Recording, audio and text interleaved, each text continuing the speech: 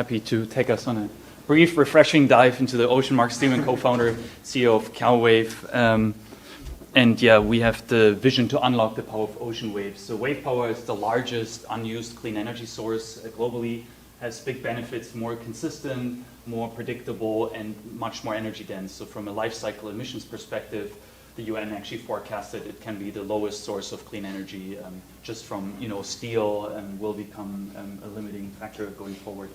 You can see here from the daily and annual chart, we can really provide power at night times as well as winter times. So really fight the duck curve, or now growing to the canyon curve or the dragon curve. I lost overview, but it's a growing problem. Is essentially the energy demand when solar goes down in the evening. And so far, what's been holding the industry back is really the lack of a so-called dominant design. So in wind energy, that's really the fastest growing source of renewable is wind power, and that was enabled by pitch and yaw control. So by the modern wind turbine that embedded high performance and autonomous shutdown into one active design. So we've developed, patented, and proven now the X-Wave architecture, and we have about 7,500 hours continuous operation offshore. It really mimics the same features as the modern wind turbine. We achieve highest performance as kind of third-party validated, and then autonomous shutdown, and so we can lower the system, and we have other ways to reduce primarily to own the structure. So very similar to pitch and yaw control of the wind turbine.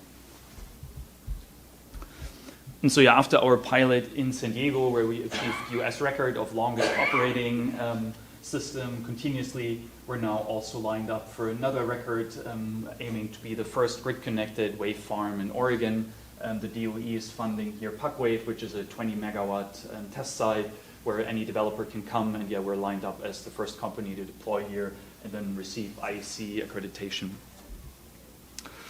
And so going forward, especially for California, we see the big opportunity really to hybridize offshore wind.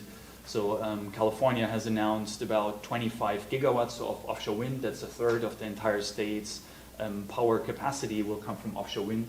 And so we see an enormous opportunity, especially for California, where wind and wave happens at different times, that we can upgrade existing offshore wind infrastructure in the same leasing areas with the same transmission lines, and pretty much increase the capacity factor there. And so yeah, a study from Stanford actually found that combining wind and wave can close to double the capacity factor, so 90%, that's really the baseload firm energy we need, as well as all the transmission lines that mostly it's not clear yet who's gonna own and build and pay for the transmission lines to Humboldt Bay, all the upgrades we need for the many gigawatts there. And so these want to be put to use, so yeah, hybridizing and then essentially bringing the cost down for wind as well as wave is the big opportunity.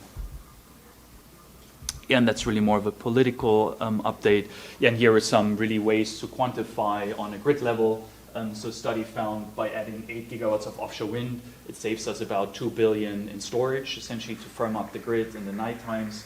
We've not done that for wave yet. But Gavin Newsom signed a bill last year that I supported in Sacramento to explicitly look into wave energy as a potential for the state. And so the UK has done a similar study where with 12 gigawatts of wave and tidal energy, so being moon and wave being wind sourced, yeah, enormous savings in storage, peaker plants, and then overall emissions. And yeah, from a workforce perspective as well as industrial rollout perspective, we've designed our system essentially with the toolbox from the wind industry. So we use wind turbine towers. That's the cheapest source of steel, can be built anywhere, can be shipped, standardized processes. And then, as well as proven subcomponents and subsystems that are already very down the learning curve and available, as well as the operators. So the wind farm operators, they know how to source these components, and the workforce is trained to install and maintain them. So yeah, we're really a great opportunity here for upgrading offshore wind. But there are also other opportunities. Our technology operates completely submerged, so we're not causing any visual impact. So we could build wave farms where wind would not be possible.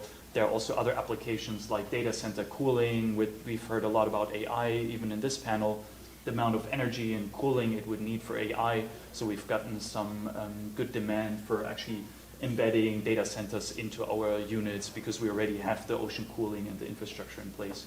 So that's one of several kind of secondary applications we're seeing. So yeah, please visit us at calwave.energy and happy to answer some questions.